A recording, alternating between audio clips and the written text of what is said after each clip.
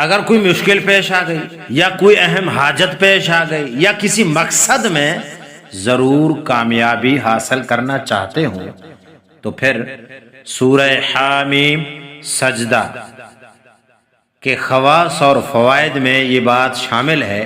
کہ باوضو نماز فجر کے بعد 7 مرتبہ سورہ حامیم سجدہ پڑھ لیں، انشاءاللہ مشکل حل ہو جائے گی، حاجت پوری ہو جائے گی، مقصد میں کامیابی مل جائے گی۔ جس شخص کی آنکھ میں کوئی تکلیف ہو، کسی قسم کی تکلیف ہو، کسی قسم کا مسئلہ ہو، کسی قسم کی بیماری ہو، وضو کے ساتھ سورہ حامیم سجدہ لکھ کر بارش کے پانی میں گھول کر اس کا پانی آنکھ پر لگاتے رہیں، یا اس کے پانی میں سرما پیس کر آنکھوں میں لگاتے رہیں، انشاءاللہ سفیدی زائل ہو جائے گی، آنکھوں کی تکالیف سے، ہر قسمی امراض اور مسائل سے شفا نصیب ہو جائے گی۔